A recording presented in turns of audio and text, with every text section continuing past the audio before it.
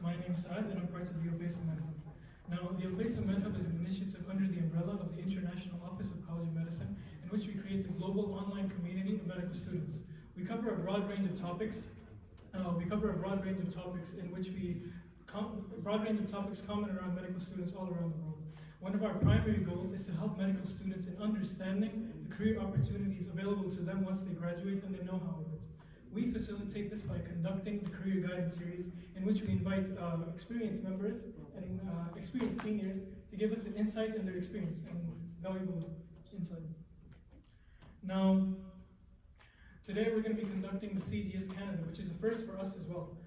This is going to be done by none other than Dr. Mohammed Khusheim, who is the first batch College of Medicine graduate. Now, he completed a Master's of Public Health from Johns Hopkins Bloomberg School of Public Health, followed by residency training in internal medicine and fellowship training in geriatric medicine in the University of Calgary in Canada, and currently works in the Ministry of Health in Saudi Arabia. And that's it for me. Thank you very much.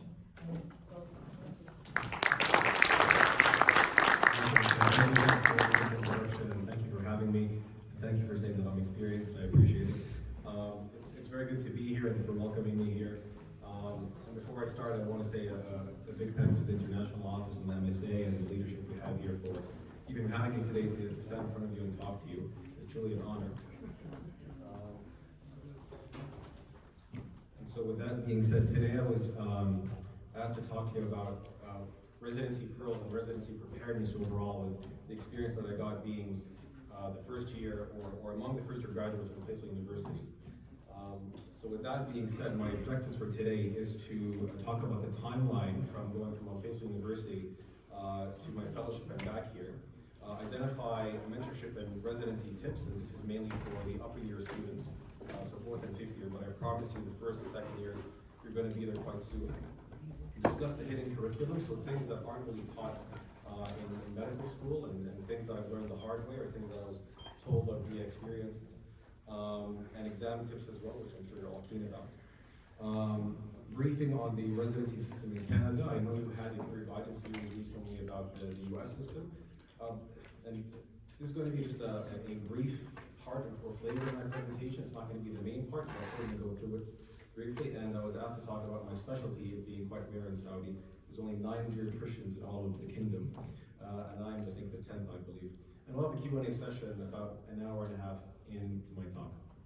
So a brief disclaimer, an hour and a half of me talking, which I know is a long time, so bear with me. I appreciate you being here at 5:20 p.m. on a Thursday, and then a couple of minutes for questions and answers. I'm going to share my background for your benefit. I sincerely do not like talking about myself, but I think it's pertinent given the topic that we have today. And it's a mix of personal and professional outlook. So some of the things I'm going to say or just recommendations. You can take all of it, none of it, or some of it. So take it with a grain of salt. And it's a holistic overview of all these topics and tips throughout. It's not one specific theme, but an amalgamation of topics that I think is very important to you as you transition to residency down the line. And I respect your time very much, so hopefully, while I was preparing this a couple of weeks back, I really poured my heart and soul into this, so hopefully you can benefit a lot from it. And I don't have any conflict of interest to declare to you today. Can you hear me okay? Should I get the mic closer? Is this okay? That's good. So, actually, I want you to pull out your phones or your computers or laptops or what have you, and go to the website menti.com. So that's menti.com. Okay? And enter that code you see in front of you, 9508-3608. And the whole point of this is to have like an interactive kind of dynamic session. Mentimeter is an interactive kind of Q&A software where I can ask questions and you can answer things through your phone. It's all anonymous. I don't have any way to track your information, so answer as you please. But I think it's going to make it a more fun and dynamic session as we go along in the next hour or so. We can put that to the test right now. So I plan to apply to this field of residency. Again, to clarify, go to menti.com, menti.com, and enter the code 9508-3608. And I know some of you are thinking, this is way too early, Dr. Mo, I can't choose my specialty now, and that's fine. You could say other or unsure yet. And you can change this, obviously, it's not set in stone. I'm not going to come and hunt you down and be like, you said you're going to go into this. So I'll give you guys a minute to answer as we go through. And here we have some answers already.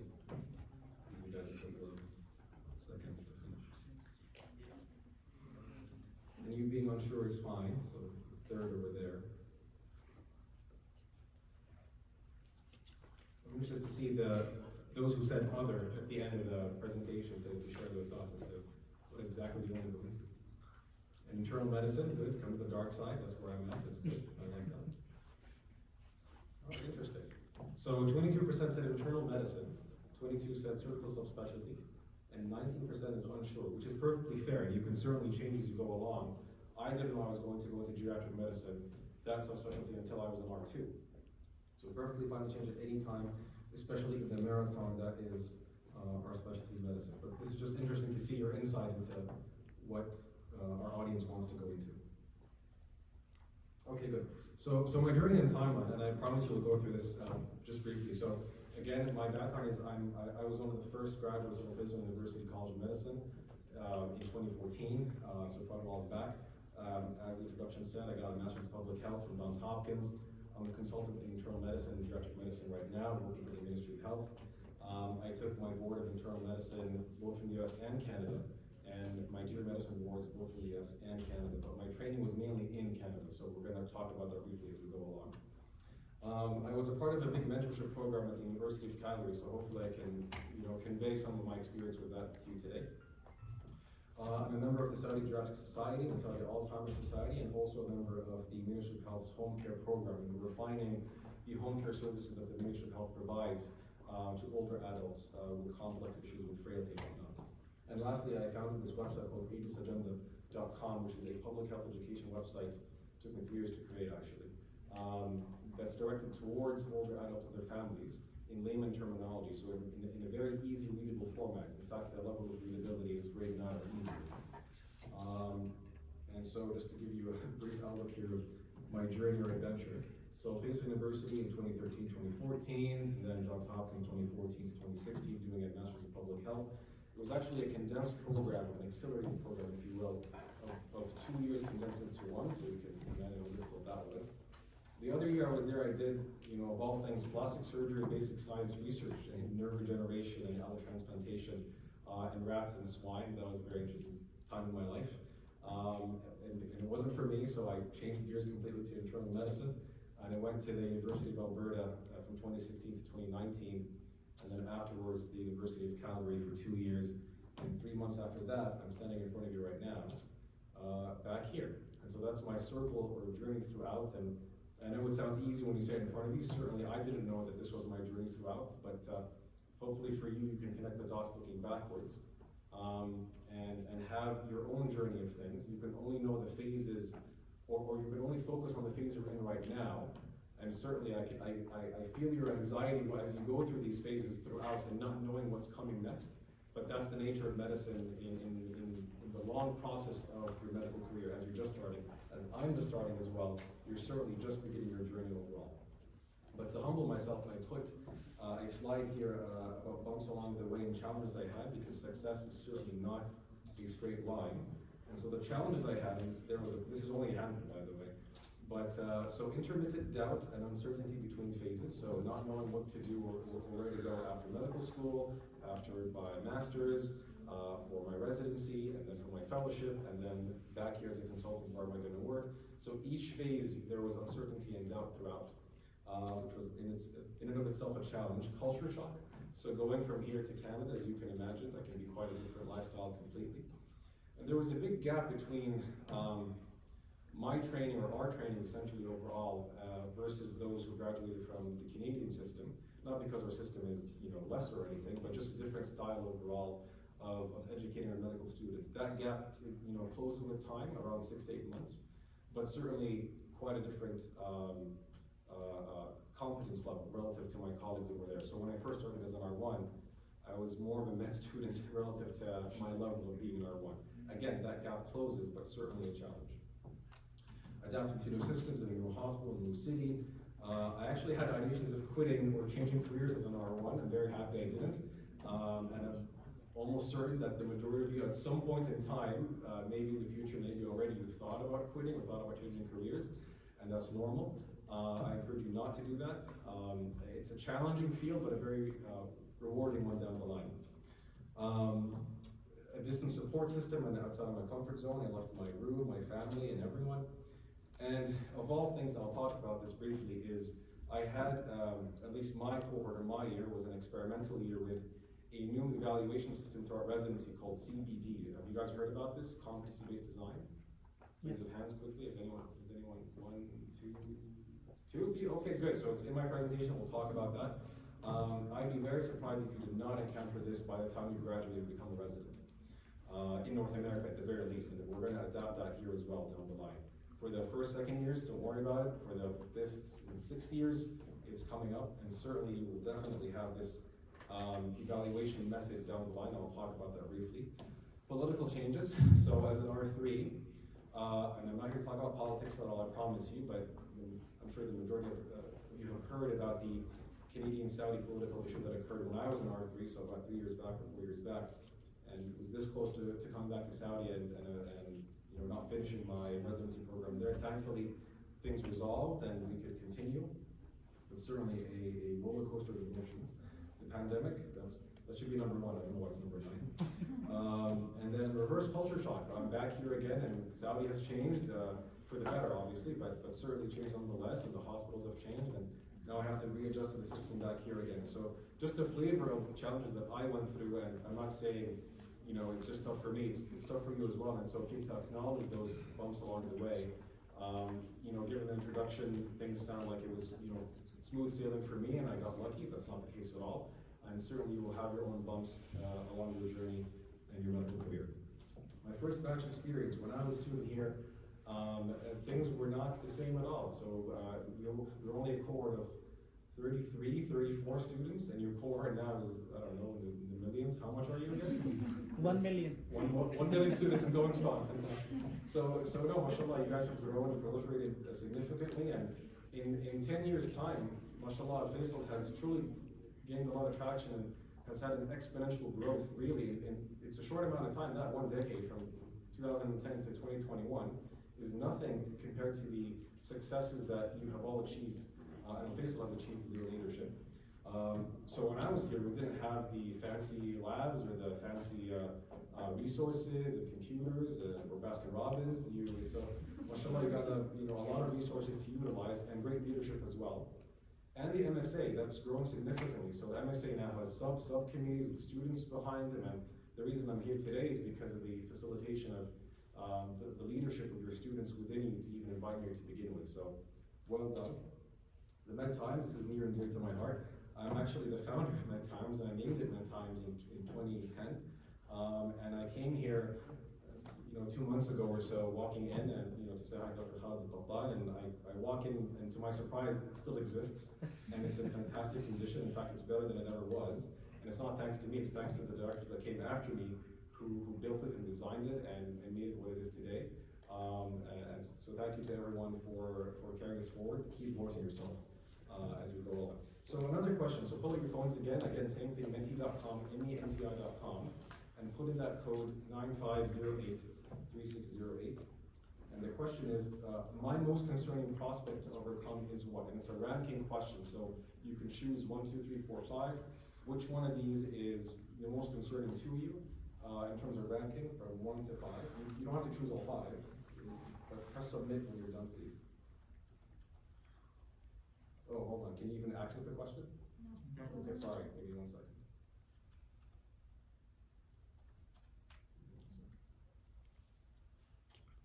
Okay, now you should see it. Is it on your phone? Okay. So my most concerning prospect to overcome is what? And we're going to talk about these topics, sure, but I want to see what you have in mind as the most worrying or most anxiety-provoking topic that you have in terms of career planning or licensing exam preparation, choosing a specialty, which I know is really residency readiness, which is the theme of our talk today, and work-life balance overall. And don't forget to press submit afterwards. This might take a few seconds while you sift through the options and press submit. I'll give you a second.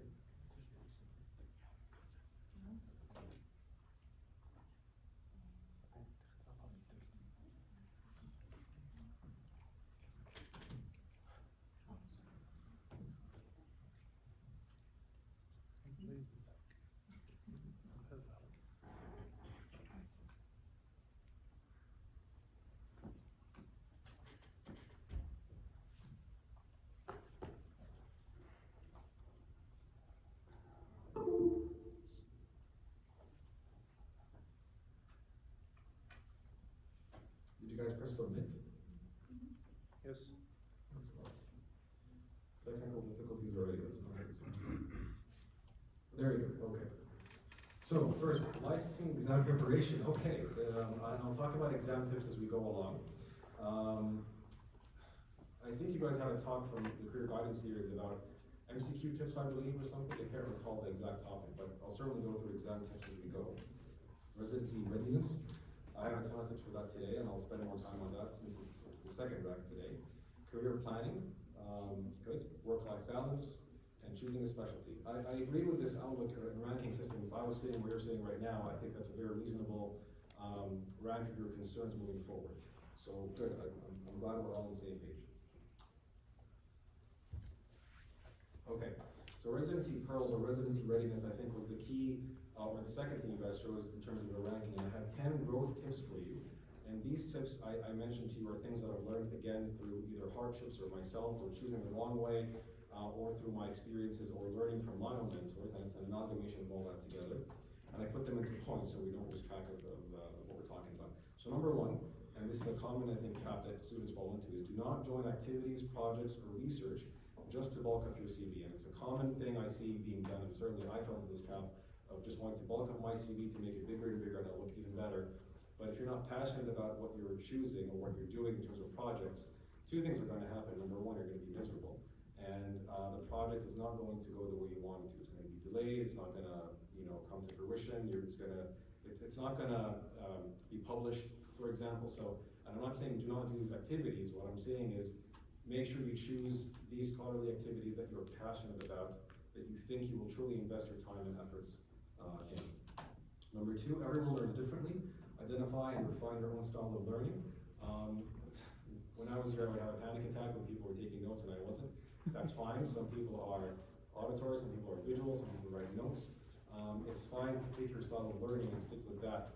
And I think that will take you a long way. If facing conflict at work, then talk about it. And this is a touchy subject because medical students take a lot of abuse, and I don't want you to take abuse.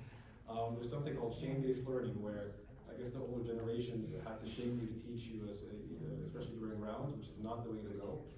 It doesn't make any sense because we suffered, you have to suffer that way. And what I'm trying to say for this point is, if there's conflict at work, bring it up with your senior, your chief, your director, the program, the term, what have you, regardless of the level of training you're in.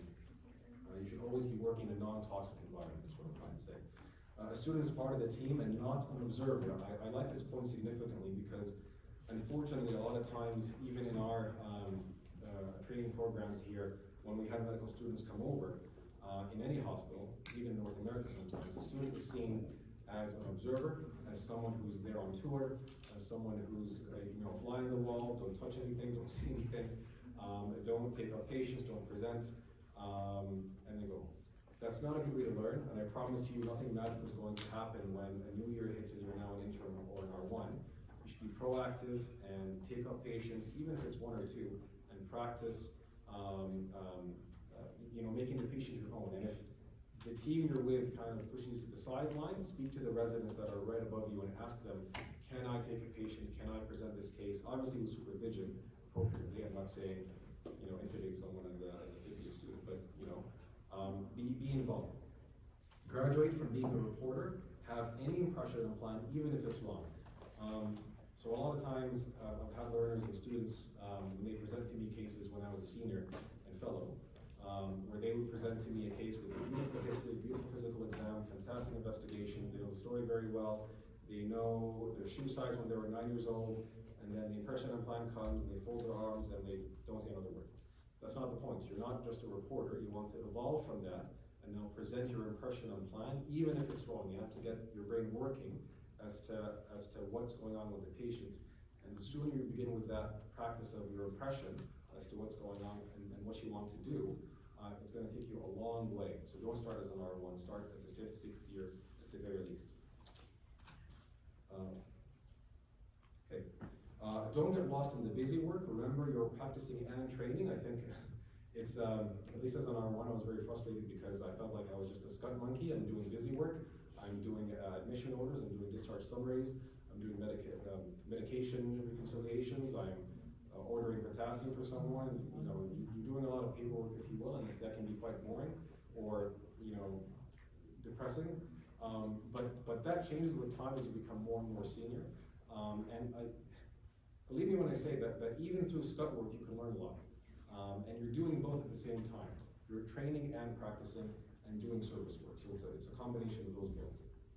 Choose a specialty which you love the positives of and can tolerate the negatives. And by this I mean, when you do your rotations and you become more and more senior in your later years as an intern and an R1, you want to start, you know, thinking about the fields that you want to go into. And every field has positives and negatives, so you want to make sure that you're very passionate about the positives, but can tolerate the negatives. And I promise you, every field has a negative regardless, even in my specialty, that I think is amazing. That's beside the point. But you should be able to identify those negatives and make sure that you can tolerate them regardless.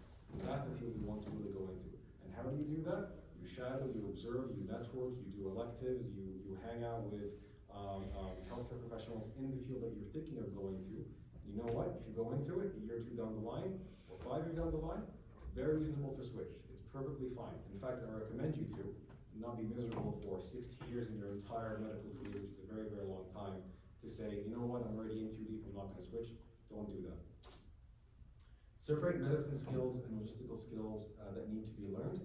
There's a lot of logistics that come with medicine, how to page someone, how to write an admission note, how to consult a service, how to discharge someone.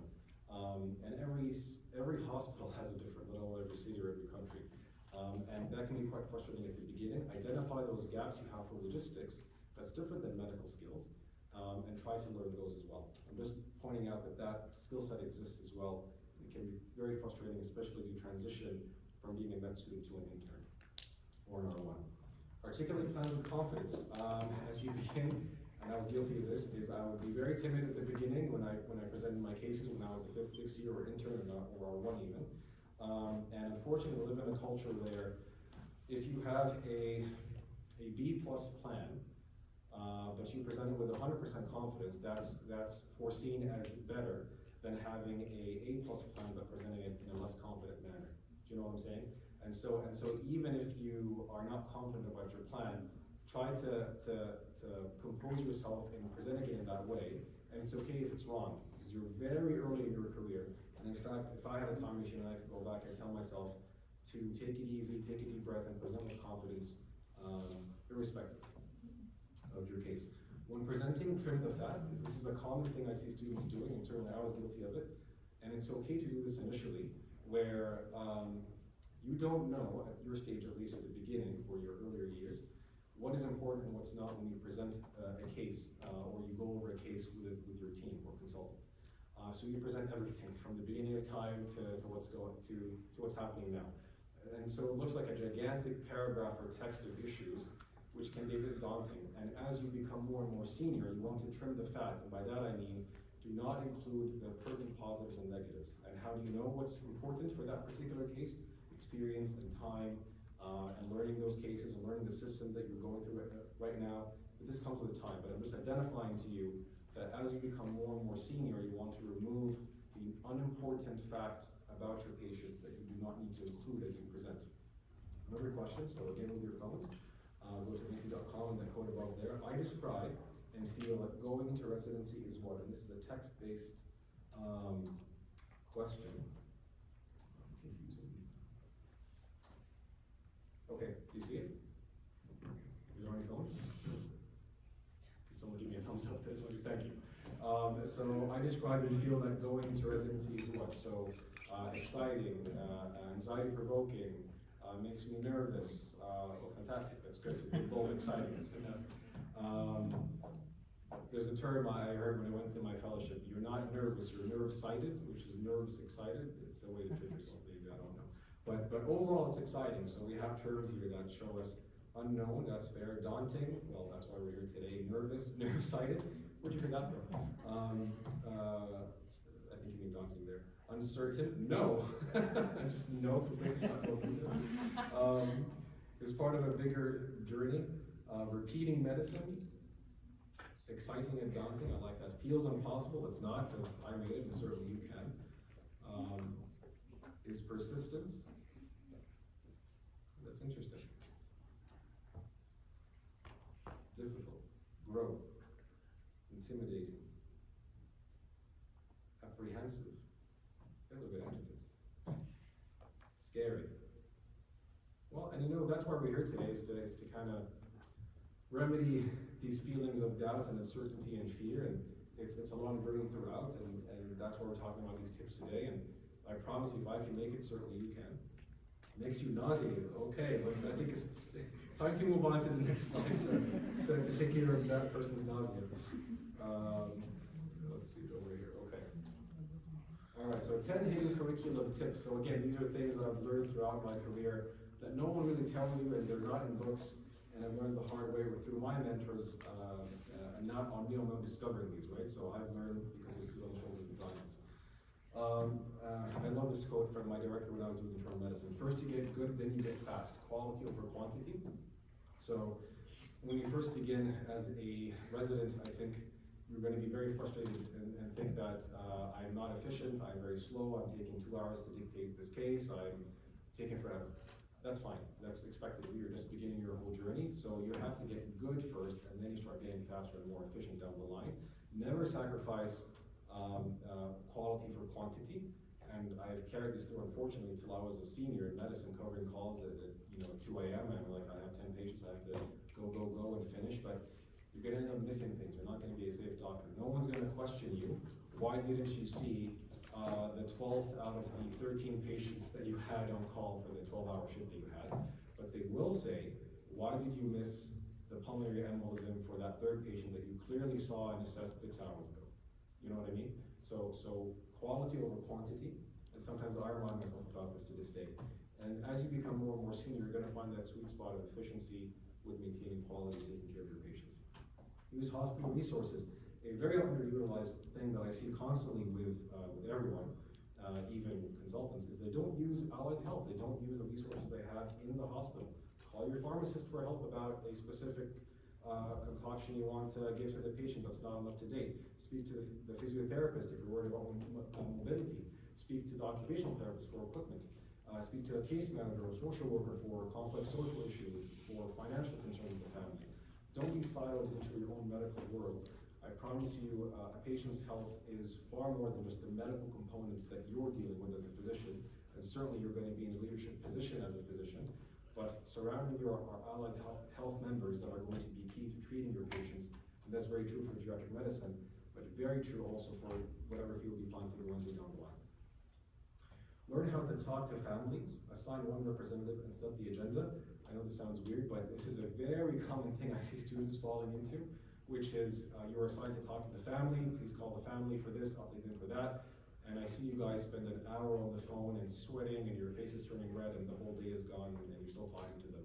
So do 2 things. Number 1, set the agenda. Tell them, I'm so-and-so. We're here to talk for an X amount of time, 5-10 minutes, about this specific issue, and then you talk about that issue. And in Saudi in particular, you have the whole tribe coming to see you and talk to you about the family member. So what you do is you assign a specific person to talk to, and that then is a representative to talk to the entire family. Otherwise, you're going to spend your whole day repeating yourself over and over again. Don't do that. And students, you commonly fall into that set. So I'm telling you, set the agenda and assign a representative. Barriers for discharge and disposition. This is a more of a senior level skill. So for those in 5th and 6th years and interns right now, I want you to just think about this, just contemplate this. As you have inpatients down the line, I want you to think, what's keeping that person from going home? Why did Dr. Khusheim send that patient home but not that other one? And usually, and this is how I summarize it to my learners or juniors, is they have to be able to, I know this might sound silly, they have to be able to pee and poop and eat and drink and breathe and walk, and their acute medical issues are resolved, and then you can send them home. If they can't do those things, if one of those answers is no, then clearly they're going to stay in hospital. But just planting that seed early on that as you become a 6th-year intern in R1, you want to give that a thought down the line as to that foresight. And then as you train your brain to do that, you're going to have this great skill of having, kind of like seeing the future, kind of. So number 5, if you are contemplating on calling your senior consultant, that is assigned to do so. Again, a common trap that juniors, and when I was a junior I used to fall into this as well, is to hesitate when calling the on-call person or your senior. And if you reach the point where you are thinking about calling your senior because of a gray area about a patient, about initiating a strong medication, or about sending them to the ICU, for example, because you want to be a safe physician, the contemplation in and of itself is enough of a trigger, in my opinion, for you to call the senior consultant. That's what they're there for. They're on call with you for a reason. You always have backup, so do so. Learn the what and then the how, but more importantly the why. So right now in med school, you're learning the what of the nuts and bolts of medicine, and what things are, and how does the stomach work, and what drug to give for peptic ulcer disease. And soon you learn how things run in the hospital in terms of logistics. But when you become a senior in an R1, you really want to ask the question why often. Dr. Khusheim, why did you send this patient home? Why did you order this specific medication but not the other? Why were you worried about X person but not that one? Why did you call the ICU for this one but not that one? And as you start to develop that skill of seeing as to why your consultant or team are doing certain things, you start to build up your rationale and experience down the line. Don't be afraid of the reveal questions. It's very tempting as a student or a junior learner to stay quiet and not ask questions that you might feel that you would reveal yourself to be silly or stupid. That is not the case. I assure you that early on, you should be asking more questions, even if it's extremely basic. You could wiggle your way through an internship or through late medical school, but I promise you that issue that you were not sure about is going to haunt you again down the line. So ask your questions. It's okay if it's very basic, and if you're that shy about it, then ask the R1 or R2 directly above you. Don't ask the whole team in front of rounds, what's a hemoglobin? Don't do that. But for example, ask the residents directly above you if you're really shy about a specific question. If you read about it, then it will stick. This is the cliche that you all know: see one, do one, teach one, which is very, very true. So see a skill set, do it, and then teach it, and that will hopefully consolidate in your mind. I'll put that in there. Number 9 here is one of my favorite tips I give to all my learners, and in fact today is the end of the week for learners I had in my hospital, and I gave them this feedback directly, specifically, because it's such an important skill. Number 9 I have here, which is have an issue-based approach when thinking or presenting a medical case. No matter how complex a case is, you want to convey and articulate that in an issue-based fashion, and by that I mean have a problem list. So I'll make an example. A 50-year-old male presents with orthopnea and P&D, decompensated heart failure, with 3 liters of oxygen. Issue number 1, CHF, echo is pending, chest has pulmonary edema. We're initiating Lasix 40IV, PO, BID, due in the other weeks. Issue number 2, AFib, CHAT score 4. They're on apixaban. The EKG shows irregular waves and no P waves. And so that way, what I'm doing is I'm taking a complex patient and going in a problem-based fashion, and I'm providing the assessment and plan for each issue. And that does 2 things. Number 1, it helps you not forget things and not miss things as a physician. And I do this day with my very complex patients who are 80 and have 10 comorbidities and 20 medications without examination.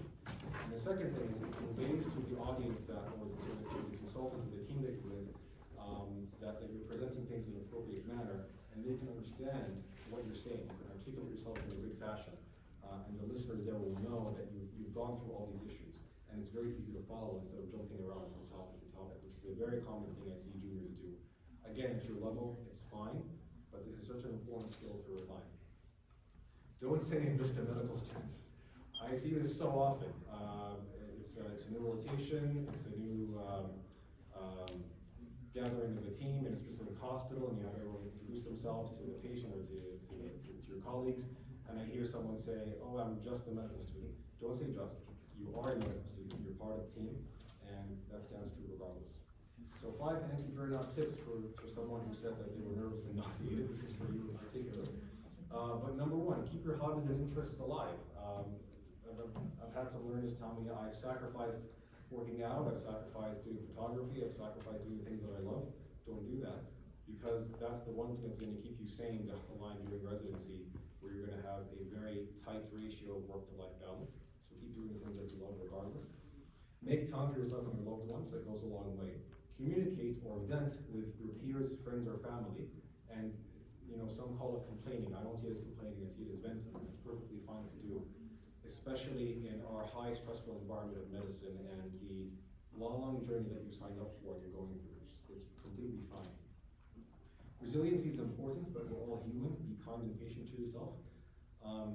Throughout my residency and fellowship, they took us on retreats every year to talk about our feelings and talk about how we have to be resilient, which is great. And so you should have thick skin, sure, that's always nice. But sometimes it's okay to identify that it's a difficult day, it was a difficult case, things didn't go the way you wanted to. And we're all human, so building your resiliency is one thing, but identifying that the environment around you is also very stressful is also very important. Leave work at work, so work-life balance is very important. You rank this as the 5th here, but still. It's difficult sometimes to divorce your value of yourself to the job that we're in because it's humanitarian perhaps, but identify that at the end of the day sometimes it's just a job, really, and it's okay to not tie your own self-worth to that, because you're going to have bad days for sure, even if you do your best, and that's okay. 10 on-call tips. So yeah, no one told me about these before going into my first call. I was so anxious and worried my first call. In fact, I got unlucky. My first day of residency, my first block, I was on a GI rotation, which for those of you who don't know is one of the most, let's say, challenging calls that have lots of patients. And I was extremely nervous and no one told me any of these things. So here I am telling you that the night is not full of terrorists for you Game of Thrones enthusiasts. Every case is a learning opportunity, and having a good mantra throughout your call is very important. I promise you, the ones who complain about call during their call and say they have bad call karma throughout the night are the ones who really suffer the most. So really reframing your thought process throughout your call, and it's a learning experience, can go a long way. Number 2, listen to your body. And so by that I mean, if you're tired, rest if you can. If you're hungry, eat when you can. And really take care of yourself and maintaining yourself throughout the grueling calls. All the calls end. So even if you have the worst call in the world, I'll give you an example. When I was on our line, I had 3 patients code at the same time at 1 a.m. I think they all decided together to code. I don't know. But it was a terrible time. I had a terrible call and I was on the brink of depression. But these things happen, right? And I want you to recall that all calls end. It's a shifted time. And sometimes you just need to hear that, regardless of the tips. It's going to be over. But don't ignore these other tips I have for you here. So you always have backup. Sometimes when you're alone at the hospital as an intern or as on our lawn, you feel that you've been abandoned. You're looking after 60, 80, 100 patients altogether, and you're there alone. You're not. You have the ICU team in hospital with you. If a patient gets very sick, you can easily call them. You definitely have an on-call person with you or a consultant you can call. And like I said, if you start to think about calling them for whatever reason, that's enough of a nudge to start calling them for whatever issue you have. So you always have backup regardless. Initiate initial management and be a safe doctor. Those are the 2 things. That's your goal of being on call. It's not to figure out the complex, issues that have been plaguing this patient for 10 years that no one knows what's happening for. Just focus on initiating initial investigation and management and becoming a safe physician. Sleep rounds. By that I mean before you go to bed at 10 p.m., 11 p.m., whenever, if you can't actually get to sleep when you're on call sometimes, is to call the charge nurse or the person or the nurses in the units that you're covering and ask if there are any issues. That way you settle down those issues before you get an hour or 2 hours, if you're lucky, of sleep at night. Introduce yourself to the charge nurse, very important to do at night. They can save you a lot of time and effort. When overwhelmed, just triage. I used to be extremely anxious as an R3 and a senior. I got 10 consults in 30 minutes and I just started my shift. It's going to be a terrible day. And I feel overwhelmed. But a very easy thing to think about is, if you have 10 patients or 200 patients, it doesn't matter. You're going to look at the list of consults that you got, triage them, see who's the sickest, start seeing them one after the other, and when your shift ends, you hand over those patients to the next person on call and to the team, and they can then look after them. Like I said, no one's going to question why didn't you see the 14th out of the 20 patients that you didn't get to, but they will question you about the quality of care that for the patients that you have seen and you've missed certain things. Get handover prior to starting, so speak to the teams that are covering specific units. Because they know the patient that you're covering for, sometimes I see students skip this, do not do that. It's going to save you lots of heartache overnight. And you guys are lucky, and I feel old saying this, but the generation before me, Dr. Hannah might be able to contest to this, but they had 36-hour call shifts. And then things changed and got better for my generation, where we have 26-hour call shifts. And for you guys, and again, it's not everywhere, but at least the majority of the systems I've seen here in Saudi is you have 8 to 12-hour shifts, which is a blessing. It's quite a shift in dynamics from before, and recognize it's a shift time where you're quite busy and exhausted, but it will end. And I'm jealous of you because we had much longer hours when going through it. So next question, again, pull out your phones.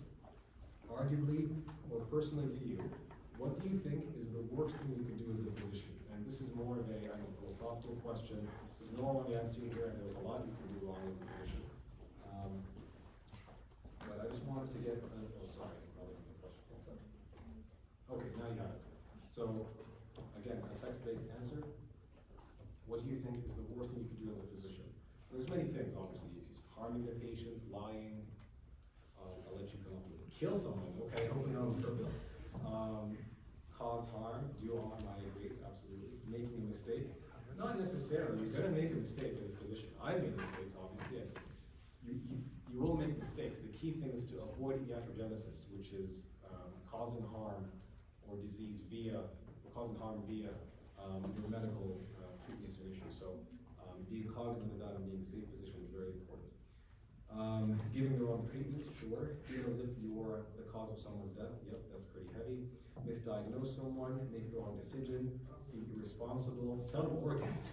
That's a great one. Knowingly ignore something, saying I don't know to a question. And sometimes it's okay you say I don't know. In fact, I prefer you say I don't know than making up something. And believe it or not, this is an issue that some students, it's so tempting to say you checked on something that you didn't and not look at in front of your team. But your reputation is going to be tarnished for a long time if they catch you in a lie. So I highly recommend that you do not say or make up something as you go. So say I don't know, it's fine. Miss important red flags, harm the patient, not knowing what you're doing at all, misdiagnosis from poor patient-physician relationship, fair enough. Delay patient or waste time, having no answer, medical mistake that ends the patient's life. Yeah, absolutely agree. These are all excellent answers and they're all correct.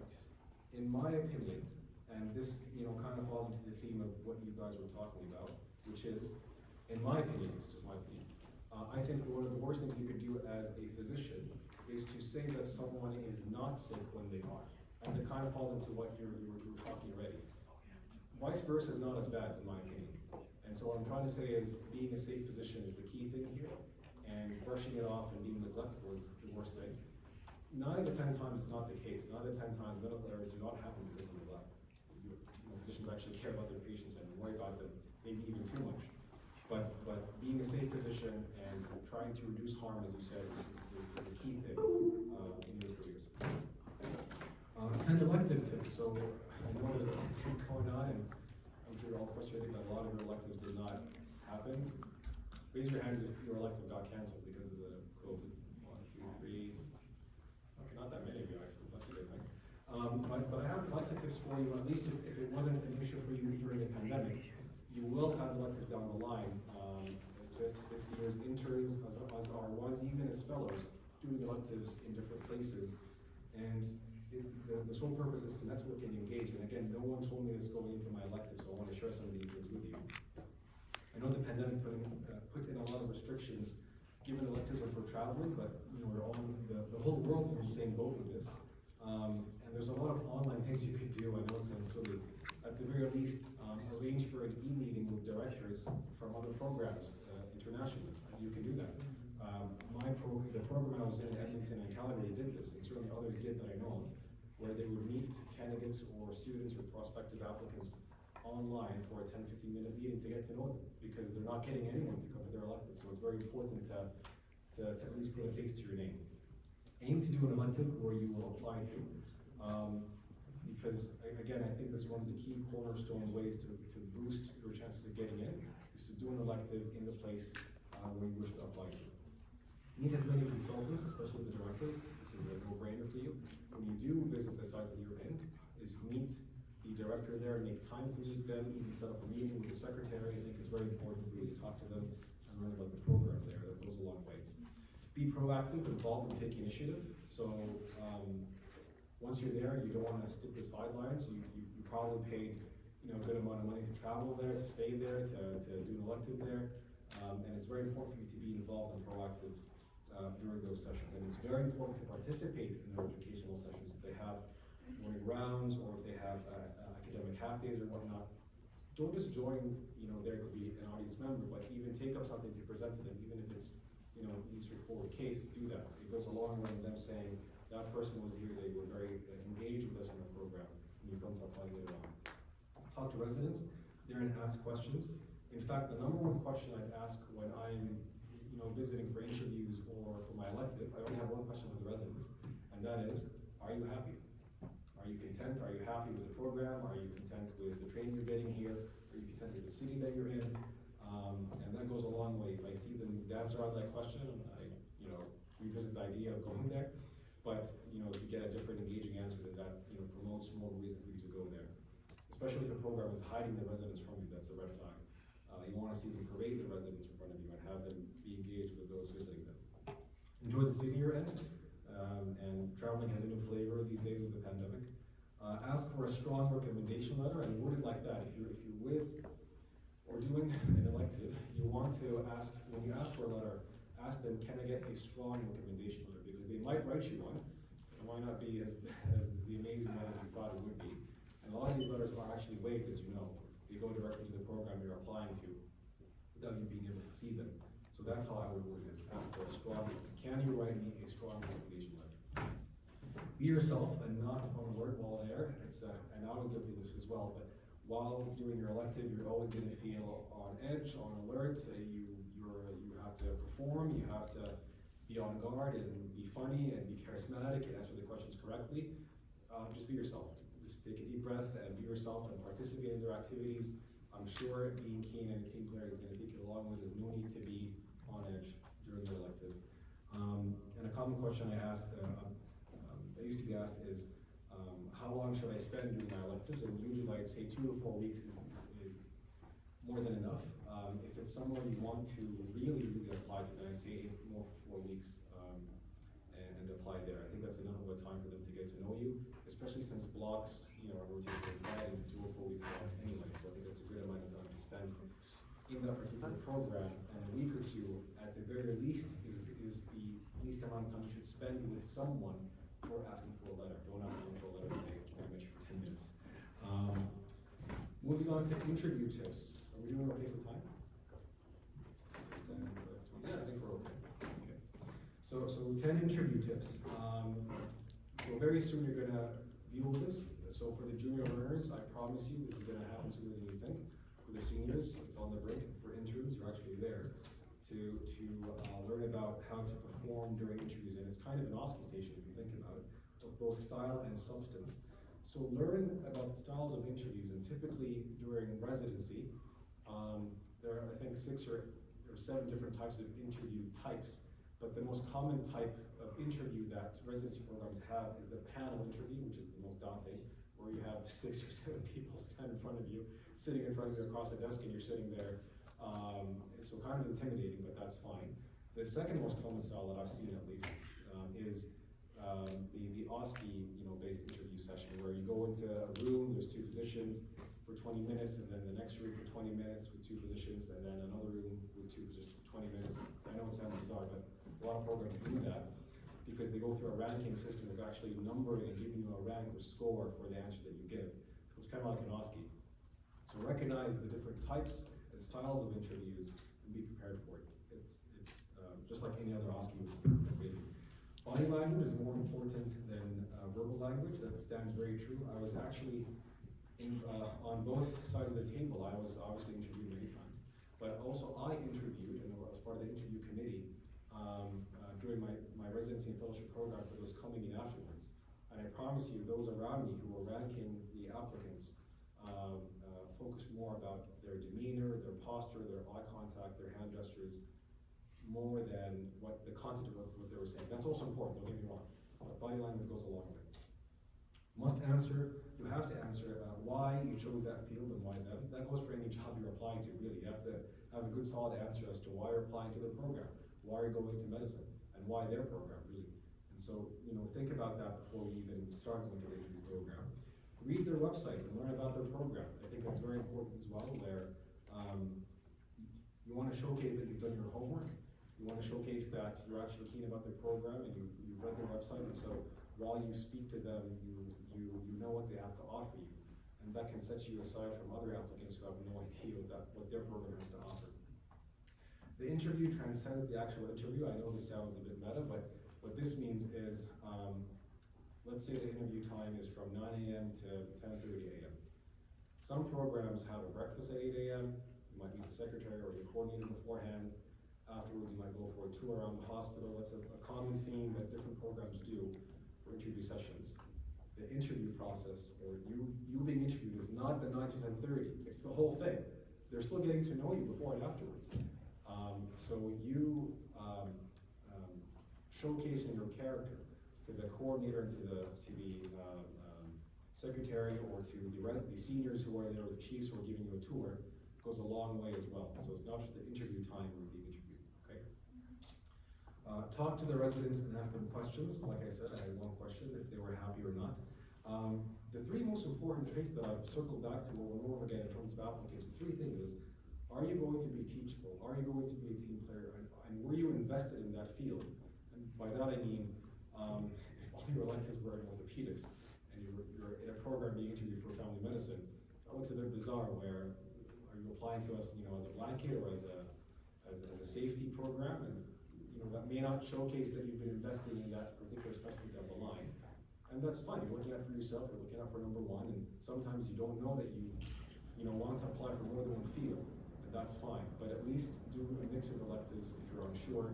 And if you do know that it's key to do electives in the field that you want, and showcase that during your interview process, and say that I've learned this and I've learned here and I've met this program and I've learned X number of things, and that's why I'm invested in and very passionate about this field moving forward.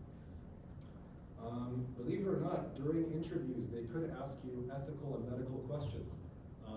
Not all programs do this, and obviously it's a moving target, every program is different, but they could ask you ethical questions. For example, during my interview at Center 1, they asked me, an 80-year-old female presented with colon cancer and it was metastatic all over. The son came to you saying, don't tell the patient about the diagnosis. What do you do? So obviously you should tell the patient, but if they have capacity and all that. But now you have another issue having to address that particular concern of the son and ask them, why don't you want me to tell your mother the diagnosis? So things like that. So just keep in mind they might ask ethical questions.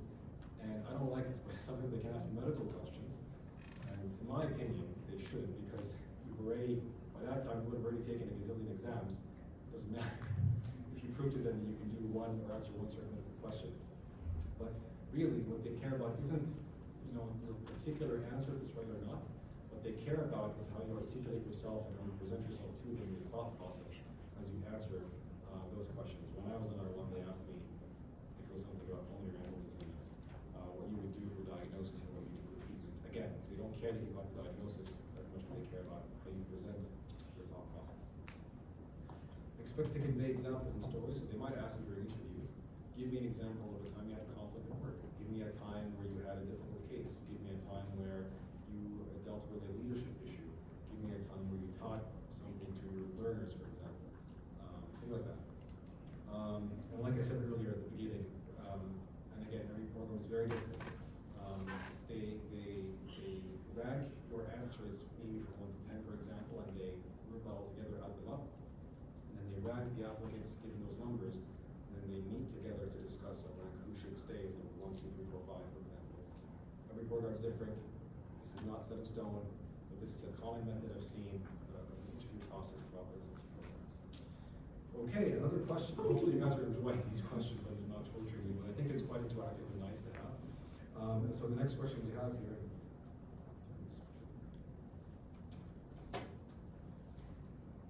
Okay, the most important variable or variables for residency programs regarding applicants is or are, and choose your top 3. What do you think in your mind is the most important aspects that programs have in looking at applicants? And you can choose up to 3, and click submit afterwards, please.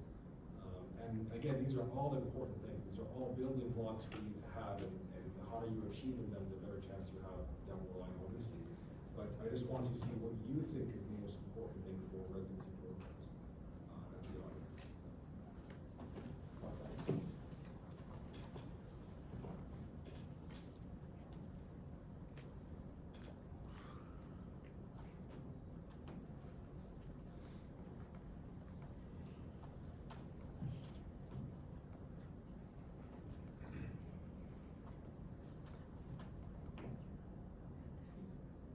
Okay, so kind of a mixed bag, which is what I expected, really. The majority of you said interview performance. 24% said licensing exam scores, and networking and working with them prior. After that comes extracurricular activities like research, your GPA score next, and a Geriatric CV. And I tend to somewhat agree here. In my opinion, and again, just an opinion, if I had to rank these, I would say that networking with them prior is the most important thing. It's that important. Putting a face to your name as an applicant is that important. Doing an elective in a program where you apply to is the most important thing, in my opinion, as an applicant. To separate yourself from all the other, faceless applicants that apply with you. That they can say, I've worked with this person before, they were keen, they were interested, they were active, I identify with them already. And I think that goes a long way. Interview performance, I agree, is the second thing, in my opinion. And then after that, I'd say the other aspects are more of kind of screening gateways where they open the doors for you to then perform in interviews or to network with them. Again, all important, but in my opinion, showcasing yourself to them if you can in an elective is the most important thing down the line. They're all building blocks. Impostor syndrome, who has heard about this? So quick raise of hands. Okay. So what's impostor syndrome? Can someone hear the answer? Tell me. It's like when you feel that you don't deserve to be there. Like you're a medical student, but you feel like I'm not the physician, but I'm in that position. I came here by mistake. That's exactly correct. That's exactly correct. And believe it or not, I had impostor syndrome, and a lot of people have impostor syndrome in high stakes, high stressful fields such as medicine or military or law school, and it's exactly what you said, which is it's a form of anxiety where you feel that the reason you succeed is out of luck, and the reason you fail is because you deserve it. It's not true, obviously. And you have a fear of being found out. You have the fear of being discovered. At any second now, they're going to say, okay, you're a sham. You ask very stupid questions. You don't belong here as an R1 or an IMG in a different culture completely. And it's as common as 1 in 3 residents. And it's more in surgical fields. But it's important to identify, and even amongst you right now, I think some of you do have imposter syndrome, even in medical school. And it's okay to identify that right now and recognize that it's more common than you think. And there are ways to circumvent that. So given my definition, again, back to your phones or computers, again, I have no way of tracking this, it's all anonymous. You can answer as you please. But rank to me, rank what you think from a scale of 1 to 10. On a scale of 1 to 10. How much do you think you have imposter syndrome? So 10 being the most imposter syndrome, 1 being no imposter syndrome. While you answer that, I can tell you that when I started as an R1, my scale was a 10 out of 10. And then as an R3, it was a 5 out of 10. And then as an R5, it was a 2 out of 10. And now I think it's a negative 2 out of 10. So as I went through my training, I felt more and more comfortable in my skin and knowing that I do deserve to be in this field and work hard in this field. And the same thing for you. And if you do have this feeling of imposter syndrome, there are ways to counter it. I just want to see what you think. Are you guys getting are you submitting answers? All right, 1 second. Okay, there we go. So this is the average. I'll leave you guys a few seconds.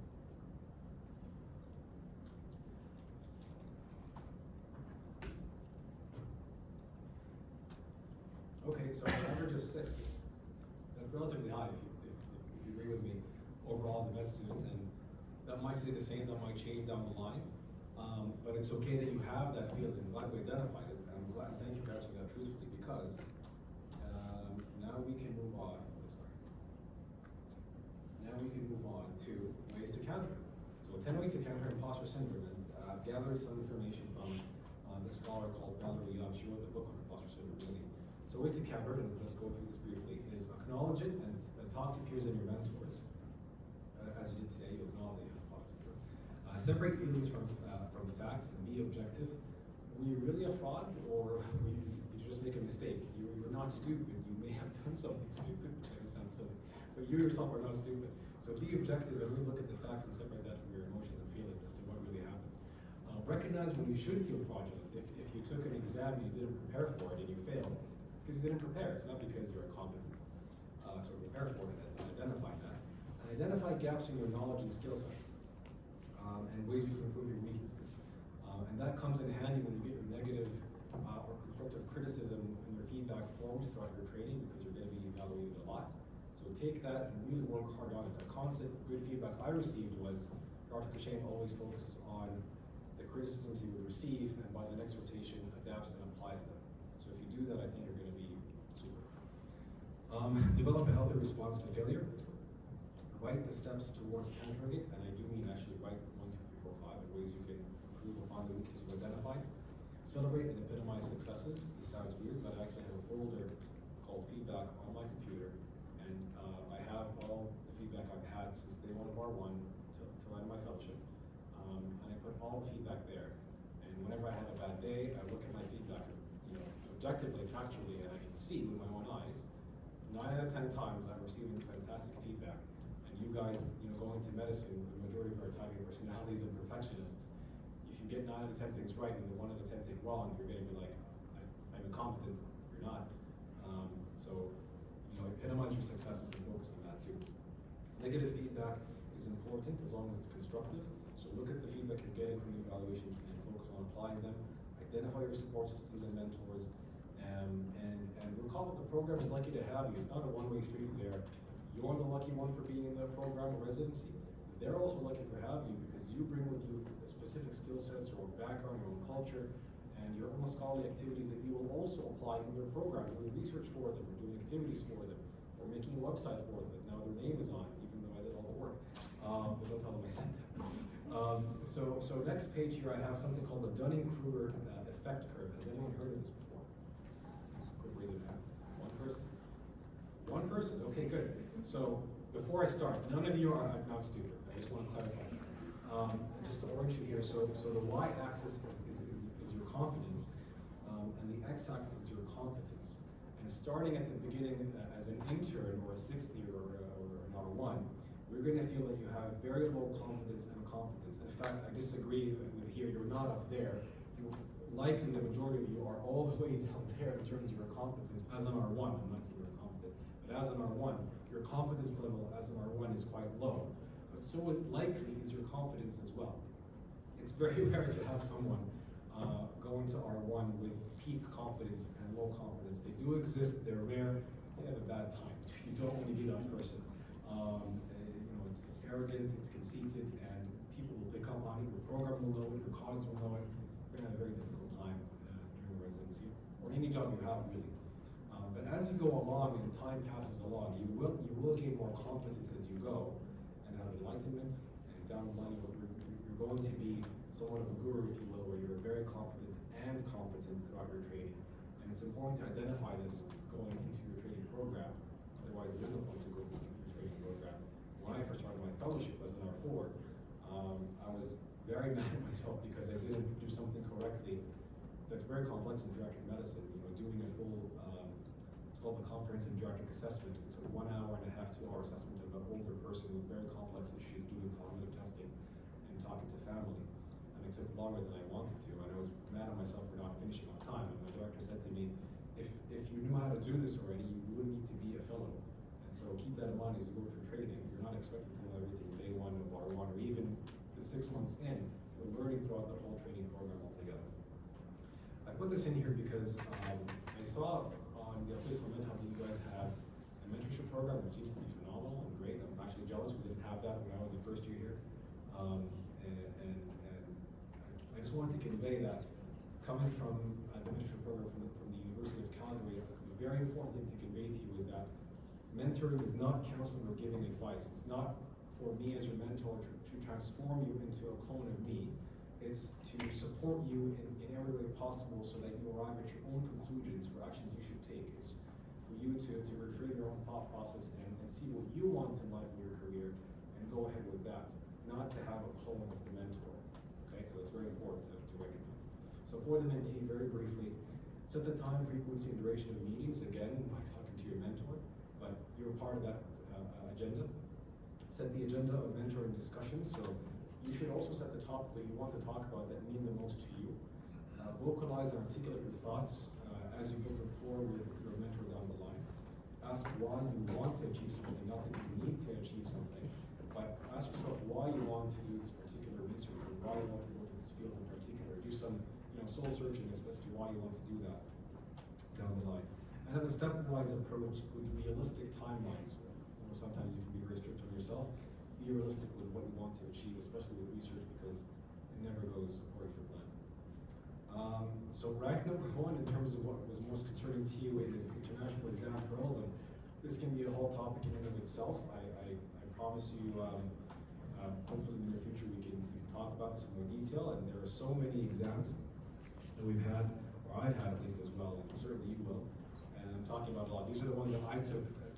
These aren't even all of them. These are the key big ones that I've taken throughout my residency and fellowship. So the Saudi medical license exam, the GRE to get into the master's program, the USMLEs aside from step 3, the MCCQE, which is the cancer exam, we'll chat about that in a second, MCCQE1, which is the entry exam to Canada equivalent to the step 2 CK, and then the board exams for internal medicine, Canada and the US, and the board exams for Geriatric medicine, Canada and the US. So quite a big number there.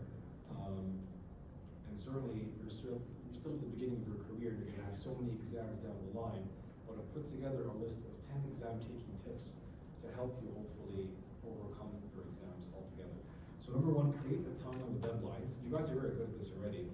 Mashallah, you guys are all very keen and at the top of your game and very organized and logistical. So it's important to create a timeline with deadlines as to what you think an exam should take to study for. For example, you probably know this more than I do, is for the step 1 exam, you might need about 4 months, 5 months, maybe even 3 months if you're that good to prepare for. Let's set deadlines for specific ticks throughout the exam studying process. Overlap similar exams, and by that I mean there's exams that have a lot of similarities between them. So for example, the USMLE step 2 CK is the clinical aspect in the US, but the MCCQE part 1 has a lot of overlap with that in terms of clinical aspects. So perhaps taking them somewhat back to back or 3 months apart might be good for you because you've already covered a lot of bases with the CK exam and it can serve you a lot down the line. Obviously you have to study for that particular exam, but again, there's lots of overlap. Another example is the step 2 CS versus the NAC exam. Again, the NAC exam is the OSCE for the Canadian component. Learn the format of the exam, MCQ, SAQ, OSCE, this goes without saying. Learn the statistics of the exam, and by that I mean how many fail, how many pass, how many times you can take the exam. Plan the review process regardless of the exam you're taking. I highly recommend that you have a review time for the exam, even if you did not finish studying for that exam. If you finished 80% of the content you wanted to, stop and review that 80% to consolidate relative to finishing that 20%.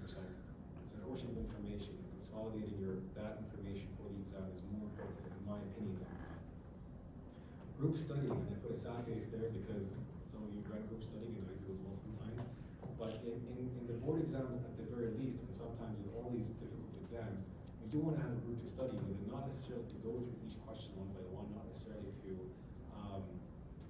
study each sentence together, but to meet from time to time, perhaps once a week or once every 2 weeks.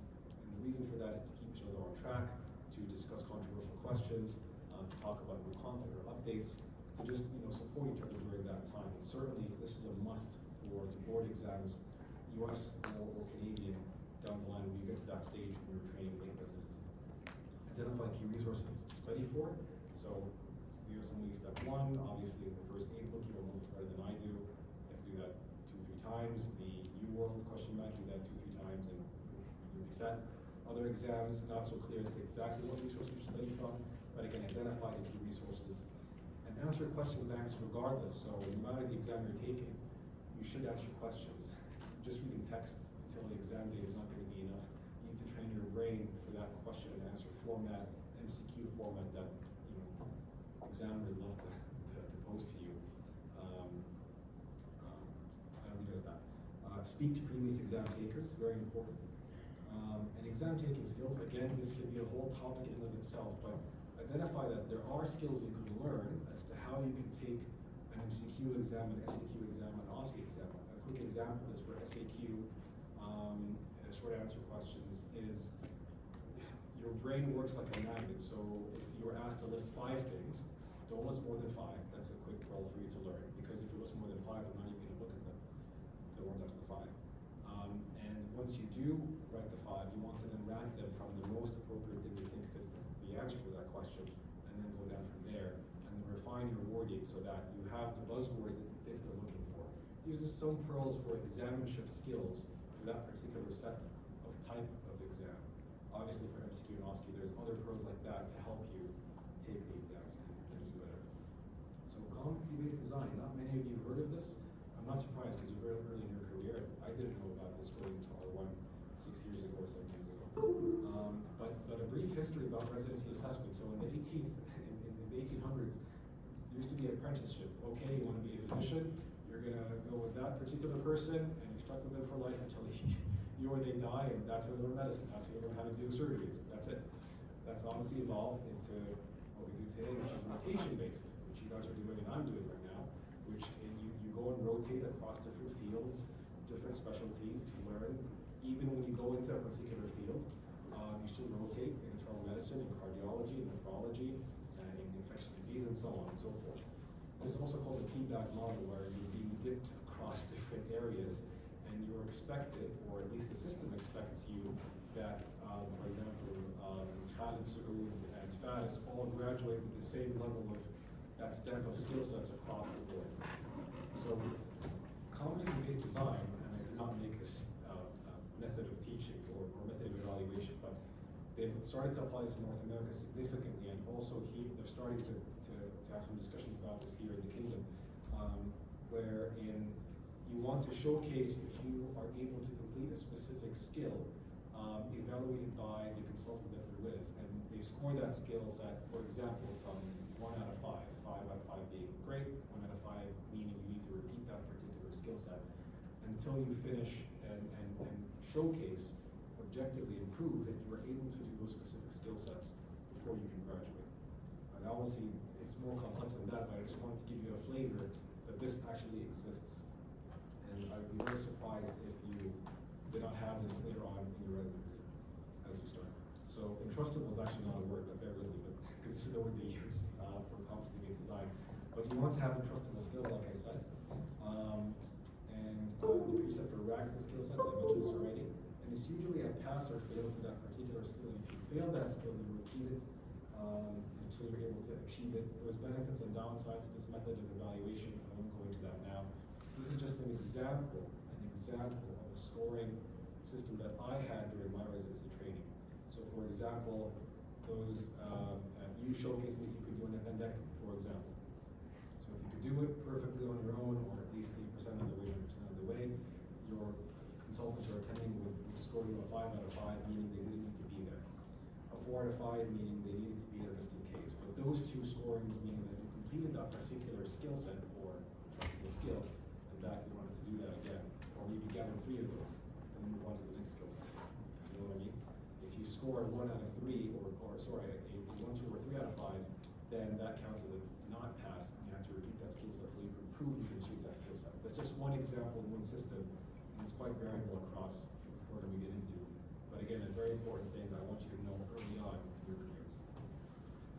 Organizing time pearls. I just wanted to convey that we all have 24 hours in our day, and in medicine you can feel that you're very tight schedule for free time, and so I have something to share with you that helped me moving forward as to how I can do so many, or so many things, or so many projects throughout my career. Has anyone heard of this, the Eisenhower Matrix? So it's just a 2x2 table that helps rank your tasks that you want to accomplish. Let's say you have 20 things to do.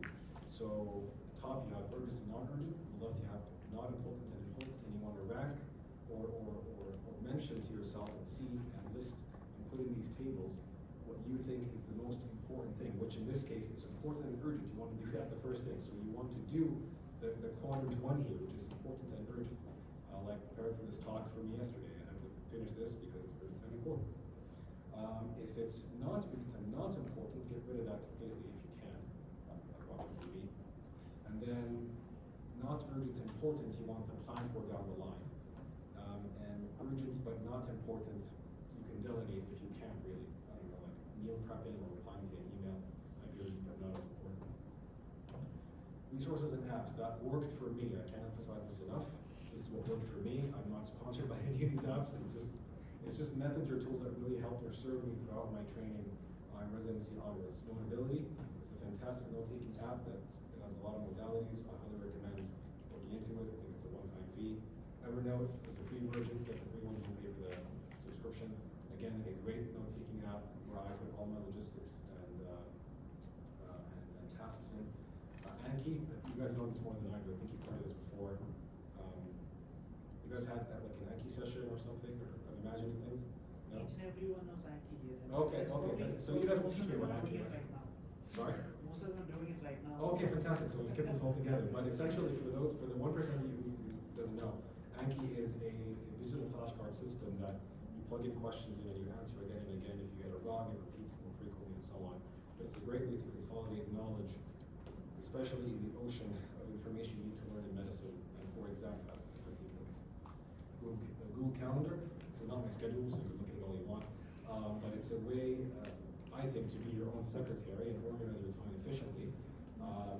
Like I said, I wish I could clone myself, but Google Calendar is very important, at least for me, to organize my time in the day, to put in my reminders and meetings, and even today's presentation with you. Up to date, you don't know about this, I'm not going to talk about it. If someone tells you that they do not use up to date, it's probably lying to you. It's relatively pricey. Depending on the program, you may get it for free. As students or residents, you have a much more discounted rate. As consultants, we pay a lot of money. But UpToDate is a fantastic resource as well, definitely, and I still use it to this day. Life in the Fast Lane is an online website where they have many resources, but in particular, I recommend it for EKGs. If you want to make a student or a physician sweat, give them an EKG to read, especially in their exams. But they have a fantastic EKG library explaining everything in basic fashion. And I highly recommend going to this website if you want to learn about EKGs for your exams or in your future down the line. Radiopedia is another great resource that's free. It's a website that showcases basics of imaging. At the very least, you should know how to read a chest x-ray, an abdomen x-ray, and the basics of head imaging. I'd say that's enough for now. And then down the line, expand depending on the field. Geeky Medics, I love this resource. I mentioned it to all my students and learners. It's a UK-based reference. They have an app that's free. They have an amazing clinical examination section, and if you have OSCEs, I cannot recommend this resource enough. Again, not paying me to say this, I'm just praising it because I love this resource. You should really look into this resource, Geeky Medics, for your future. Okay, Canada Residency System. How much time do we have, by the way? Half an hour. Sorry? Half an hour. Half an hour. Okay. So the Canada Residency System, I'll touch on just briefly. Again, this can be a whole talk in and of itself. This is the CARMS website. This very happy gentleman here is probably an IMG. So CARMS.ca and MCC.ca are the websites I recommend you looking into to read about the information about the residency system, because it's a moving target. And that's even more so the case with COVID. So whatever I say here maybe has changed. I tried to get the most up-to-date information this week. That might change. Please read the website to get an updated version of what I'm saying here, because it could be outdated by the time I even mention it to you. So CARMS stands for the Canadian Residency Medical Service, which is equivalent to the ERAS application system for the US. The governing body there for physicians is called the Royal College, and also there's something called the Medical Council of Canada. They govern physicians there in the healthcare system there. The programs, or the residency programs in Canada, are more homogeneous in quality, meaning although there's limited programs and seats, quality of the programs are very high.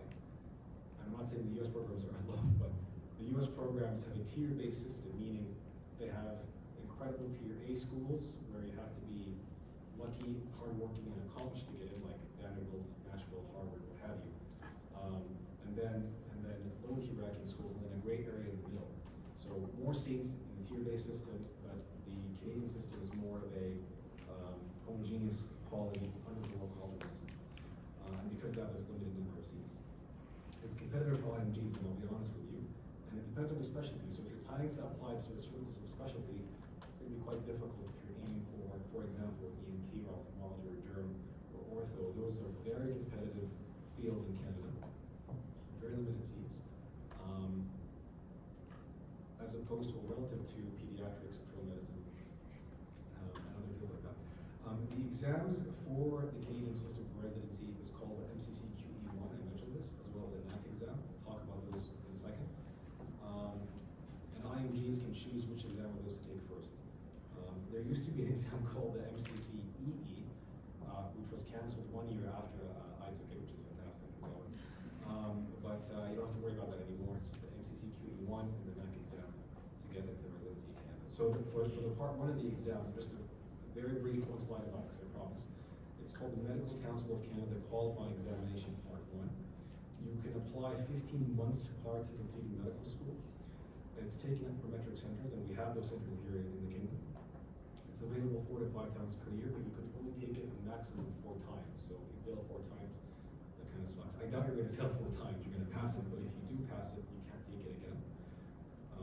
It's a 4-hour exam, and it's typically 200 to 210 questions of MCQs, which is relatively nicer than the US Assembly exams, where you feel like you've spent 3 weeks in that exam center. It's scored from 1 to 400 with a passing score of 126. It takes 9 weeks to get the results out, and I mentioned that if you pass, you can take it again. There's many question banks or resources for MCCQE Part 1. The quality of them are not as good as UWorld. UWorld has fantastic quality. But I still recommend doing them because they are in a similar format and experience for when you take the actual exam down the line. The NAC exam is the National Assessment Collaboration Exam, which is essentially an OSCE of 10 stations, 11 minutes per station for the session or the exam. And it's usually in October of that year, so you're having it right now actually. Scored against a standard set of scores, so it doesn't depend on the applicants taking the exam with you. So just so you know that. And it's a pass or fail with no specific result. And as you see here, I have in front of you kind of 5 choices of the ranking of the person or the preceptor evaluated you, where you could either score above expectation, acceptable expectation, borderline acceptable, borderline unacceptable, and unacceptable. They don't tell you this, but likely it's okay to fail like 1 station and get a borderline of 1 or 2, and then the rest you have to kind of pass. But somewhere around that ballpark range. Obviously, they won't tell you this, but it's just suspected. It's an educated guess. So the timeline, this is from the website. I did not make this up. So you apply in spring for the exams, you take them, or take the MCCQE Part 1 in April to November, again, 4 to 5 times per year is offered. The NAC examination in October, and then afterwards you apply and go through the CARMS system. Again, this is data I got from the website itself, from MCC and from CARMS.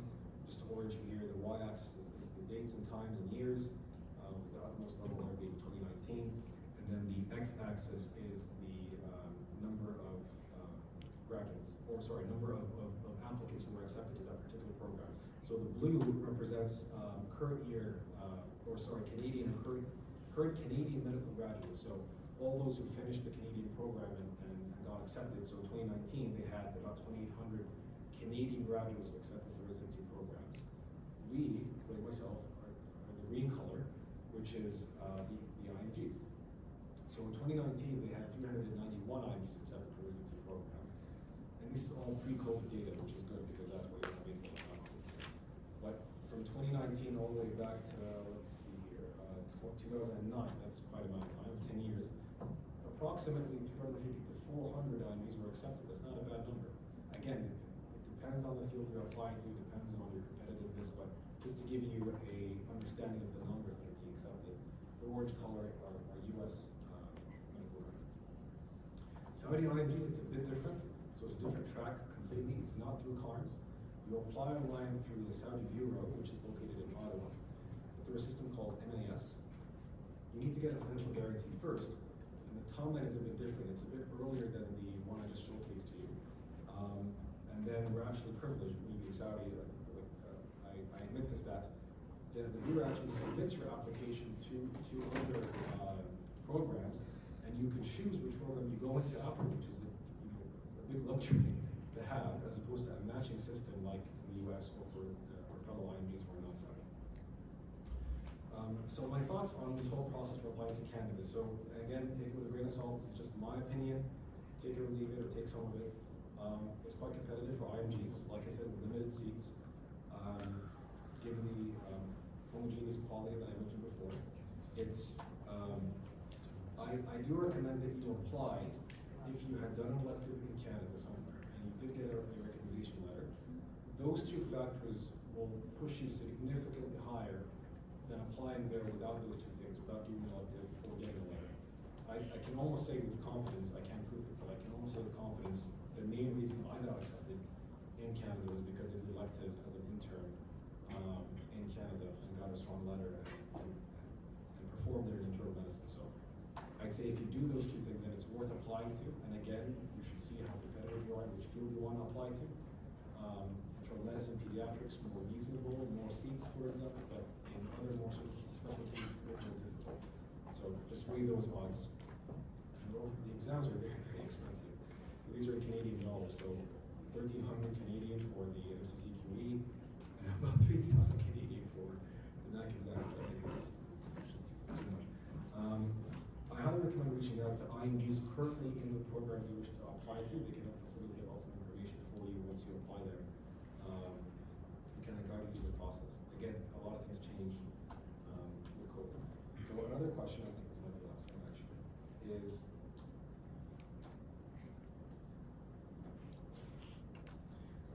I plan to apply to the following residency programs. And I know there are more choices than this, but USA only, Canada only, North America, so both of them, internationally, but not North America, locally only, and everywhere.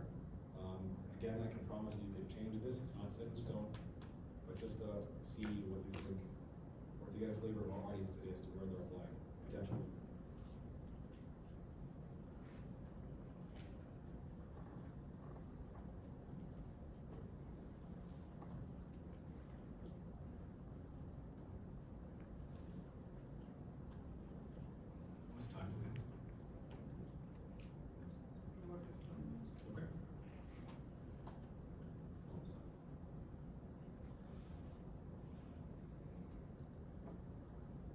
Okay, so almost a tie between North America and everywhere, fair enough.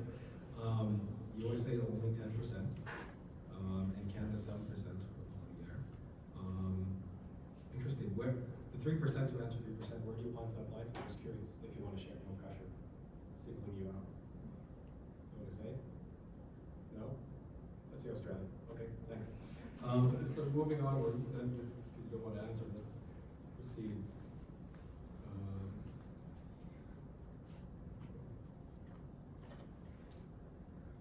So geriatric medicine. I was asked by the international office to talk about this briefly about my field because it's quite rare. Not many have heard of it. It's a relatively very new field in its infancy in Saudi Arabia or the Kingdom.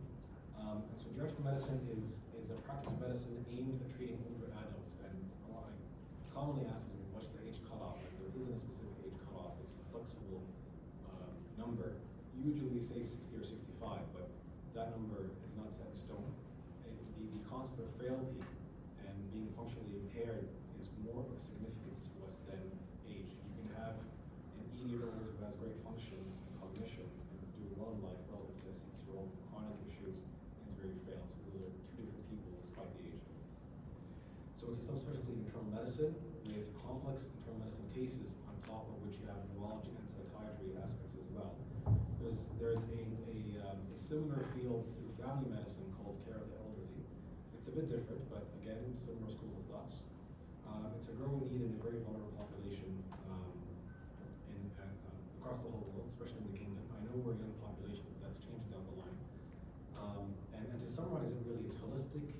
meaning we look at the patient as a whole. It's not like a single organ issue that we look at. We look at the entire picture of the patient with their function and cognition in mind.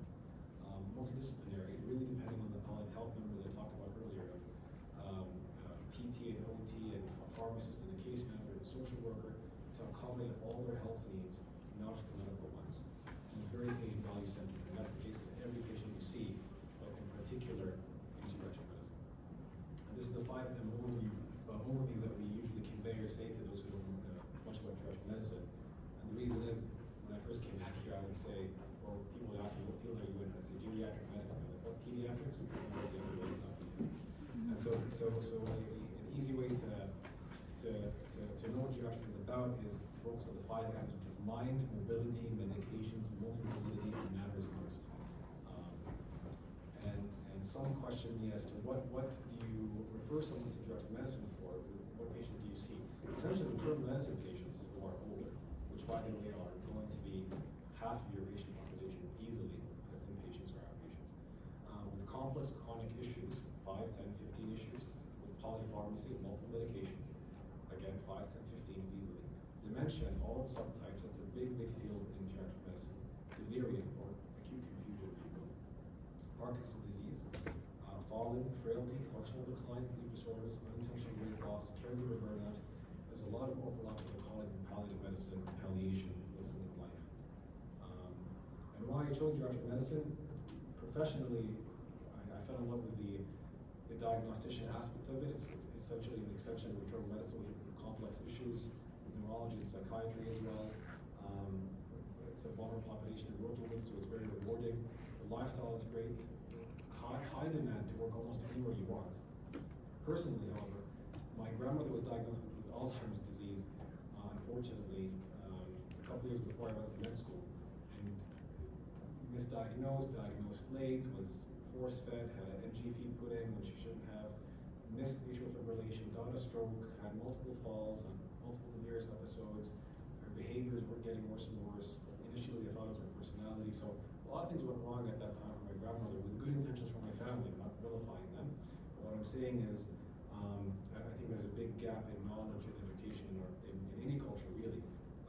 But that's my personal outlook as to why I went to geriatric medicine, aside from the professional points I mentioned to you before. And to finish off my talk, I'll just talk about a few good things for you to remember is, do not be overwhelmed, focus on your current phase. Like I said, the map I showed you of my journey in circle, that's my journey, and I know for you, you can't see the future, you don't know what's going to happen, but focus on the phase that you're in. Now you're in med school, focus on that, opening the door to residency, and then at that stage, focus on the fellowship, and at that stage, focus on what comes afterwards. It's a marathon, not a sprint. It's your whole career, you're just starting, and I think I'm just starting as a consultant, just 3 months ago, so you're definitely just starting. It took me 2 years to get into residency, at least a very competitive one that I wish to, and that's okay, especially for IMGs. That gap is fine. Don't feel that you're on fire and you have to get into residency immediately after med school. Get to know yourself, explore the world, take up other programs, do other initiatives, take up other projects, do a master's degree, do research, take time to finish up your exams, perfectly fine. Don't feel rushed that you have to get into residency immediately after med school. And medicine is such a wide field where I can guarantee you anyone's personality can find the niche that they want in any field in medicine. From internal medicine to surgical fields to pathology to even things in admin and business and whatnot. So you don't feel that you put all your eggs in one basket. I promise you can diversify as you go along if you feel that this particular area is not right for you. You have a lot of resources and support systems, and that's very true in Alfaisal. It does get better. In my opinion, it's the most challenging year because you're adapting to your systems. You don't know what you don't know. You are learning how your hospital works wherever you're at. You're doing lots of scut work. You feel that you're always in the hospital. And so I just want to tell you that it does get better with time. And have fun during training. I know you, at least for me, I felt that I paused my life and I sacrificed my 20s during residency. But in hindsight, I had lots of fun, and so will you going into it. Have that mindset going into it that it's an adventure in and of itself. And just because it's a means to an end, you can enjoy the means. And with that, I want to thank everyone here today. Thank the International Office of the Medical Student Association.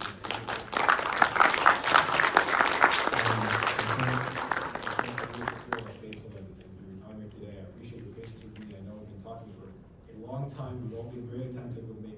But with that, we can move on to the Q&A session, if you have any. Yes. May I ask, feel free not to answer it. Why did you choose public health? And how was your experience briefly, if I may ask? As currently I'm doing a master in public health in Alfaisal. Oh, I'm fantastic. interested to know. Oh, that's great. Yeah, well, thank you for asking. So personally to me, public health, I knew number one that I wanted to delve into lots of policies in the kingdom. When I finished my residency program, regardless of what that looked like. And at least the program that I was in offered lots of different subfields in public health. So you can do public health focusing on epidemiology and statistics if you want to do research. I'm not sure that's what you're aiming for, versus policy, versus environmental sciences, and so it had a lot of subspecialties in that area. And in particular, I wanted to do a little bit of epidemiology and statistics because I was terrible at that. I think the majority of people are. And so getting the understanding of how to read articles and critique them down the line would be quite important. But at the same time, to be able to learn how to write policies and have a flavor of leadership positions, that program there offered that for me. I'm not sure if the program here in Alfaisal, I'm sure there's a touch of that as well. But those were the main aspects. And then on top of that, I needed time to finish my exams. And on top of that, doing a master's in public health, you're going to network with a lot of people who are even outside of medicine. And at least the cohort that I was in at Hopkins, this cohort was 300 people, which was great because now I know people from all across the world in different fields. And so for me, that was the three main attractions to life. Thank you. Just want to say something before I dash off. Sure. I want to thank you. It's brilliant talk, not only inspiring, comprehensive, but also, I mean, it's covered everything. That's very This talk that you have given in 1.5 hours, I mean, people could talk about it in days, and we could make books about it. That means a lot to me. Thank you for your feedback. Thank you so much. Of course, I'm at And, your service. please make sure that the recording reach every student, because I'm sure not only senior students, but junior students will benefit from this. That's very kind of you. Thank you for having me. I weigh that very heavily. Thank you. Thank you so much. Of course. Yes. As someone who did both US and Canadian board exams, is there a specific time in which you'd recommend doing them in a specific order? Not really. It worked for me, but just coincidentally, the American ones were before the Canadian ones, and that worked for me because I was in a Canadian training program, and so it was good for me because I took the American ones like a practice one for the Canadian one, essentially. That's the order that I ended up with, and in the grand scheme of things, likely you will take them depending on the time that you can take them in your training, because they're all often a different deadline, and so I made a big Excel sheet with all the deadlines and times for everything. And that's just how it ended up happening. So I'll just tell you my timeline. I took the internal medicine American board exam first, followed by the Canadian one, which by far is the hardest thing I've done in my life. It's a very difficult exam. The Canadian internal medicine exam. And then after that, obviously, during my fellowship, I took the American Geriatric exam, followed by, a few months after that, the Canadian Geriatric medicine exam. So really no particular order, really. It depends on what you want to achieve or do. And remind me to mention something important where in the kingdom, when you do your tasnif or you do your registration or classification with the Saudi Commission for Health Specialties, is they don't really care if it's American or Canadian. They count that, for whatever reason, that's up to them. They count that all as a higher tier of board. So it doesn't matter too much if you have the Canadian or the American one. In fact, even though I trained in Canada, my registration formally in the Saudi Commission right now is American board certified, because for whatever reason the regulation is you have to have 3 years passed from the board exam to be registered for that formally in Saudi. So it's a weird system, I know. What I'm trying to convey is both exams are counted as tier 1, if that helps at all. The order of which I don't think matters. Look what the timeline fits for you in taking them, and one will prepare you for the other anyway. Doctor, I had 2 questions, please. Yeah. The first one is I've heard from colleagues and seniors that having a Canadian citizenship is very important to get matched into Canadian residency. Is that true? I'm not Canadian, so I can't answer that. But I don't know about the programs. I think every program behaves differently, and I can't say yes or no to that. I don't know. If I had to make an educated guess, I'd say maybe, but I don't think it's weighed that heavily, because even if you're Canadian, graduating from outside of Canada, you're still seen as an IMG. You know what I mean? I don't know how much merit each program would give to that, but if I had to have an educated guess, I'd say not much. My second question was, if somebody does the US boards or has completed residency in the United States, how can they transition to Canada? Is there any pathway, or should they go through the same NAC exams in order to? Good question.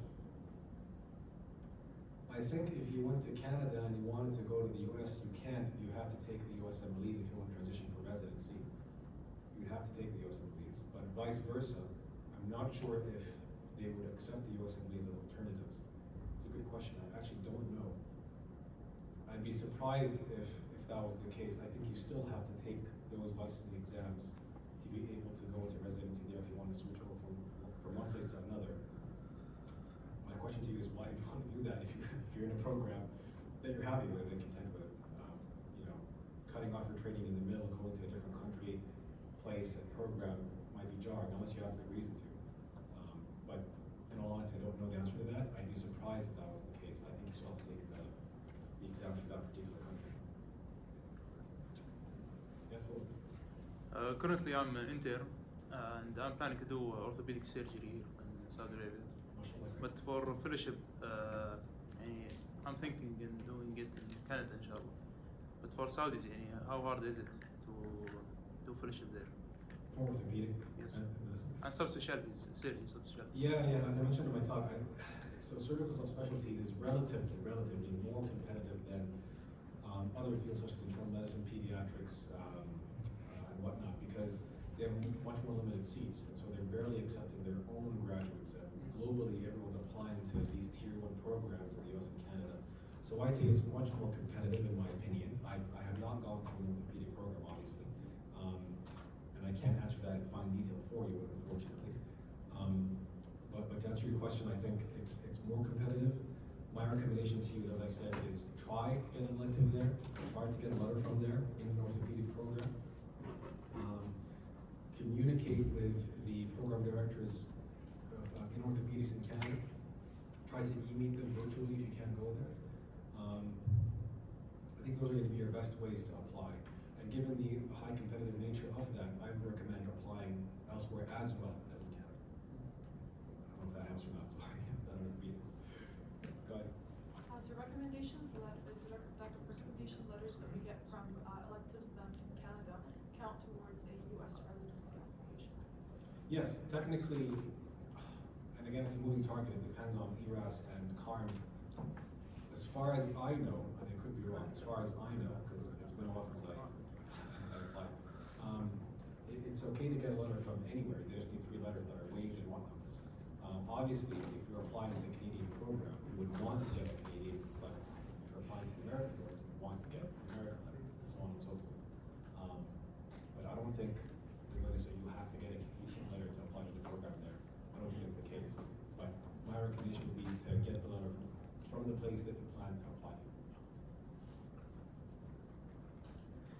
Yeah. Doctor, just to add to his question, if I have sponsorship from the Saudi program itself, for example, in orthopedic, and does that make it easier to get into Canada as a fellowship? Yes, of course. Because you're working there, free. They're not paying you. Yes, which is what. Yeah, absolutely. Yes. To answer your question, it's yes, because as I said, the Saudi IMGs have a different track altogether. So you're not really competing with IMGs for those particular seats that they have for IMGs. You're competing for a Gulf seat. Usually, it's the Gulf region that's competing. So all the Gulf individuals competing with each other for Gulf seats or Gulf IMG seats, if you will. It's not what they call it. That's what I'm calling it now. But yes, so you're a different track. You're funded from Saudi, so sometimes they even open a seat for you because they're actually making a fair amount of profit from you, and you're working for free, as you said. Essentially, it's a win-win, and it's been going on for 40 years or something. The exchange program, the political issue, as I mentioned, I'm not here to talk about that. Caused some hiccups there, and just briefly about that is there are some remnants of that issue. So even though it's resolved, by the way, and even though it's open here and there, some programs informally stopped accepting Saudis, depending on the program, depending on the specialty, depending where. Obviously, I don't have a list of that, but there are some repercussions of that political situation that happened a few years back. To answer your question, yes, it is easier and it's a different track altogether. Yeah. If you're a Saudi and also Canadian national, which track is better to take? Saudi, in my opinion. Why? The reason being is, again, it's a different track. You're competing with less individuals for those seats. They might even open a seat for you. But again, that's just my own educated guess or my own opinion. If you ask someone else, I'll answer differently. But if I had to choose one or the other, I'd say the Saudi track, given that reason. I have another question. The U.S. Assembly is, if you're planning to go to Canada, is there any point in taking it at all? If it's only Canada? So I took them all because I hate myself, but I also took them all because I wanted to keep my doors open to go to the U.S. if I wanted to at any point. I applied everywhere for everything. To answer your question, no. If you know that you're going to Canada, regardless, if you're a Canadian citizen, as you said, or have that possibility, and don't really care much for going to the U.S. for whatever reason, and would rather apply the following year if you didn't get accepted, then no, there's no reason to really. It might benefit you in the future if you want to apply to the U.S. for fellowship, and so you have the keys to go for fellowship there. So keep that in mind because you do need them for fellowship. Your scores don't matter as much. It's just opening the door for getting to fellowship. But you do need the U.S. needs for that as well. So keep that in mind down the line in the future because fellowship might be again more limited and more difficult to get accepted to, depending on where you're going. Yes. For the Saudi application process, you mentioned it's a different. I'm very sorry. Can you raise your voice? I apologize. I can't hear you. So for Saudis who are applying, you mentioned that it's a different pathway, right? And Yes. then we would need to have sponsorship before we apply. That's right. So how does that work?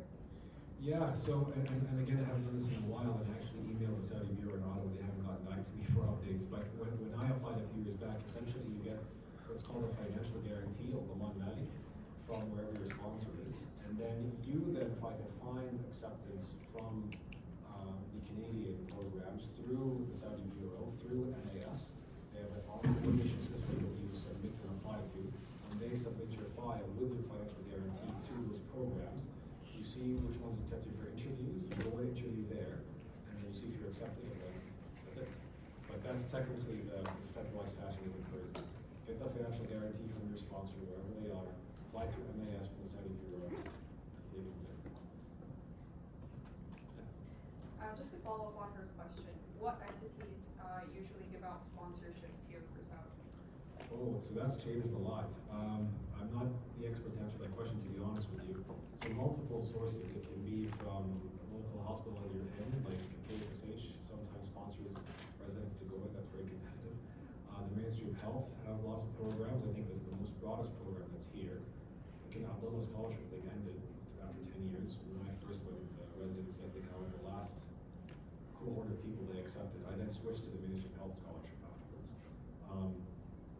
So I don't know, to be honest. I'm not the expert to ask about that. I apologize, but I think there's more than one entity. The biggest one I know, obviously, the Ministry of Health one, and then locally from specific hospitals ask about different programs. But I've been very far removed from that for some time now, so I don't know. I'm sorry. Thank you. Yes.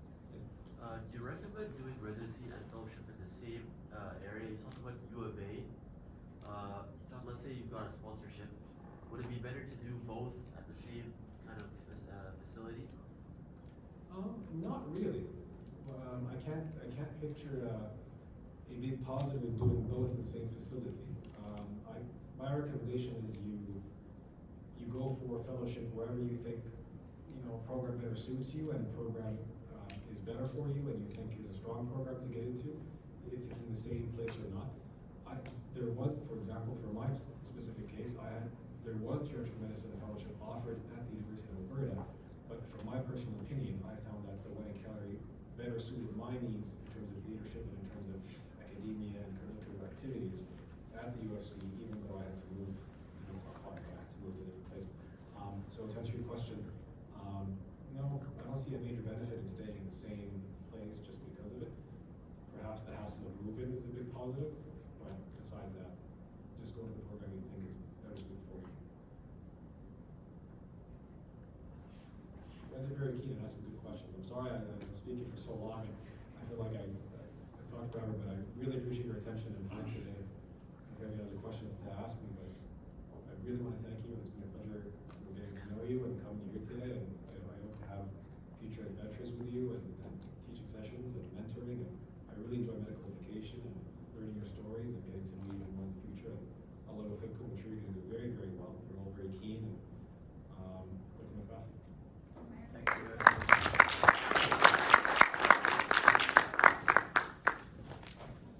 Do you guys not have any more questions? Right, if that's the case, then thank you all so much for attending this talk. Hope you all benefited and came away with useful information that will help you now and inshallah in the future. And thank you so much, Dr. Khusheim, for sitting for your time. And as a token for our appreciation, we'd like to present you plaque. It's very kind. Is it donuts? Oh, it's very generous of you. That's very kind of you. I really appreciate that. Thank you very much.